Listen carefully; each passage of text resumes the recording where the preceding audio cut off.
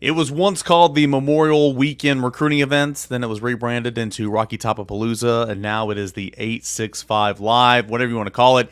It's one of the biggest weekends in terms of recruiting on the calendar each and every year for Tennessee football. That happened this past weekend, and looked like Tennessee showed out pretty well. Austin Price, a number of highly rated 4-star, a couple of 5-stars, some commits who were on campus. Overall thoughts from a Tennessee perspective on how the weekend fared for the Volunteers?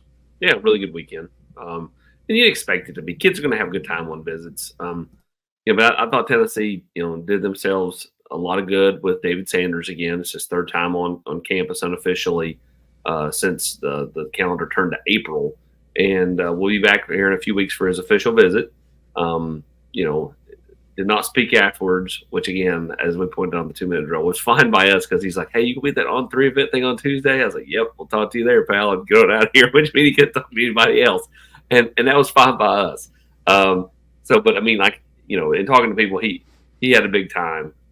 He and Nick Moore really clicked well. And to me, they're personality wise, both very, very smart kids, could literally carry on a conversation like a 40-year-old, both of them. I continue to feel like Tennessee is, in a really good spot there. And again, they'll have to survive official visits, but, it feels like Tennessee's got a ton of momentum there. That's why you saw Steve and Chad predict Tennessee if the thing was ending, today when they put out that article last week. But again, Tennessee will have to survive the Clemson visit. Comes up, I think, next weekend.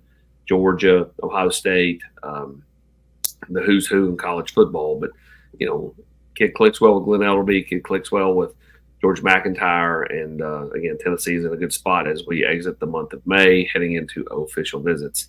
Onus Konabani, the cornerback from the state of South Carolina, who's originally from Canada, named Tennessee his leader. Now, again, he'll be back here for an official visit in the month of June. Tennessee did a nice job when he was here unofficially a month or so ago, and then followed that up with 865 Live. Tennessee's looking to add corners.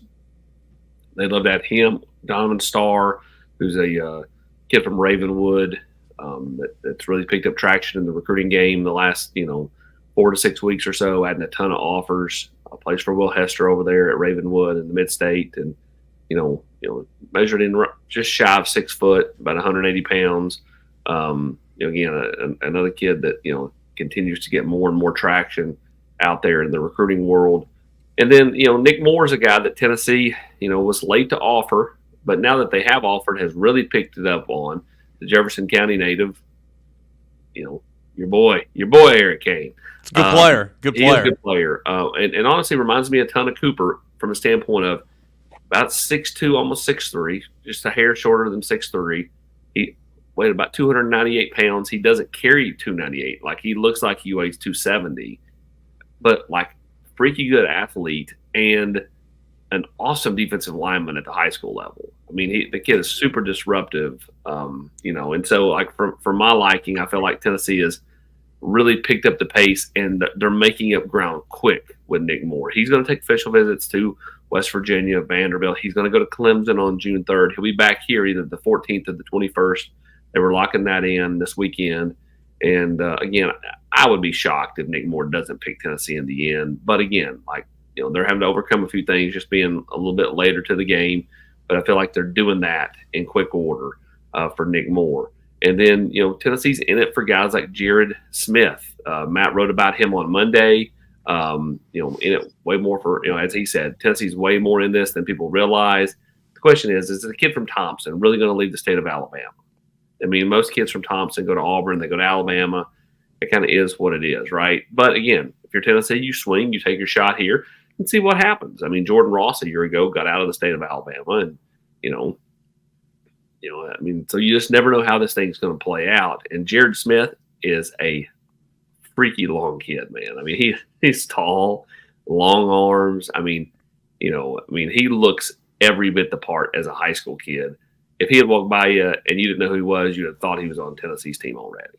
He is a good-looking kid. And so, just a productive weekend overall. Jamie French, I still think Tennessee's trailing there. I mean, Texas is ahead of Tennessee. LSU probably too. But I mean, he's such a nice kid. He has a great time everywhere he goes. He legit is one of the nicest kids, always smiling, always just, very polite. So I think that he has a good time because he's such a nice kid, right? Like he doesn't. I think he'll have trouble telling schools no because that's just kind of the kind of kid he is. The on-3 prediction machine, still has Ohio State favored. I can see that. I mean, like even though he's kind of picked Texas as the team that has the most momentum for him right now, along with LSU.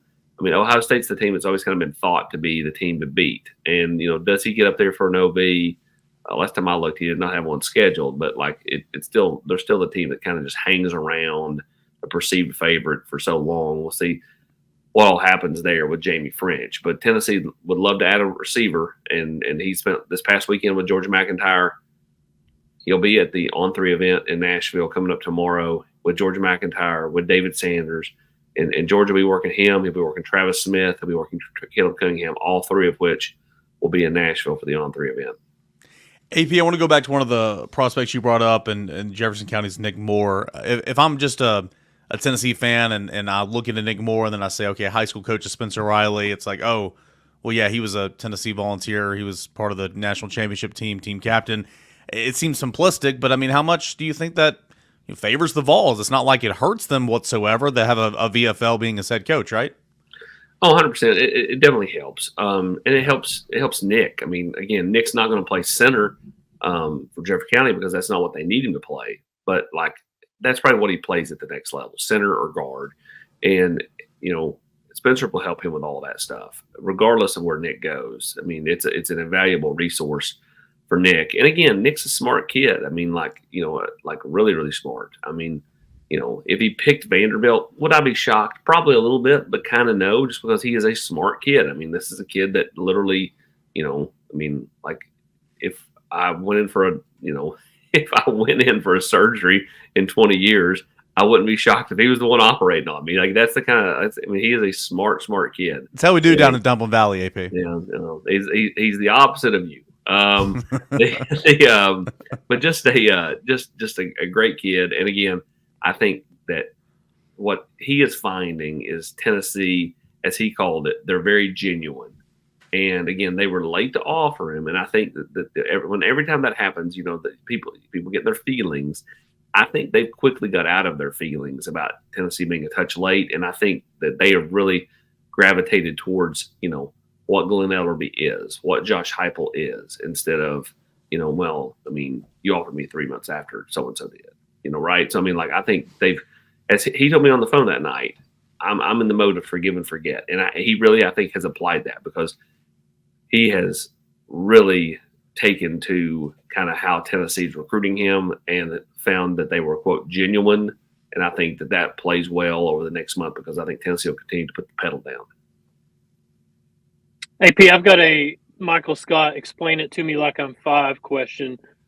These kind of events like 865 Live, how do they differ from other visits? Is it the collection of talent? Is it the way the visits are laid out? Like what makes these kind of, I don't know, differentiate from other standard visits? Other unofficial visits? Official visits are different. They have more of a right. Other unofficial visits like a junior day. This is still just much more laid back. I mean, like they're scavenger hunting around the city, around the campus. They go and the kids, get a kickball game going. They, they go over to the golf facility and they putt on the green and do other team activities. So it's more relationship building, like those type things. Whereas on a regular unofficial visit, you're just kind of potted out. Like you and your family are with, said QC or GA, and you see the position coach from time to time, and you see the head coach from time to time, but you're more, bouncing around and going to see, facilities in the locker room and all that stuff. This is more like, hey man, we're all just all the offensive linemen go hang out, all the wide receivers go hang out. At times we're all going to hang out together. And it's just more of a bonding experience more so than your regular old junior day.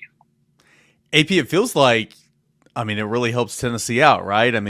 You mentioned a couple of those guys who are going to be at the On3 Elite series there in Nashville this week.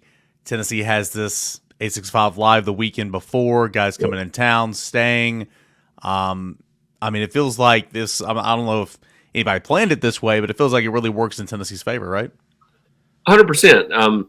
And the fact that there's not much lag time between the event and when OVs start. So, like, basically for Tennessee, their big official visit weekends, they'll have a few on that weekend of the 7th, but most of their kids will be here the 14th or the 21st.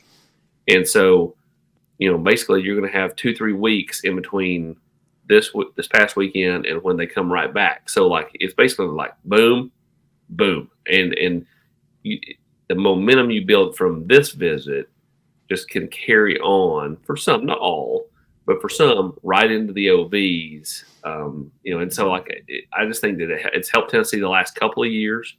Anytime you can get them here for that May event, if you look at the hit rate, it's been pretty good. I mean, it's never going to be 100, but even if you're saying you're 50 or 40, like, that's a really good hit rate on kids that, you get here for the end of May, take the official visit in June, end up landing in the end.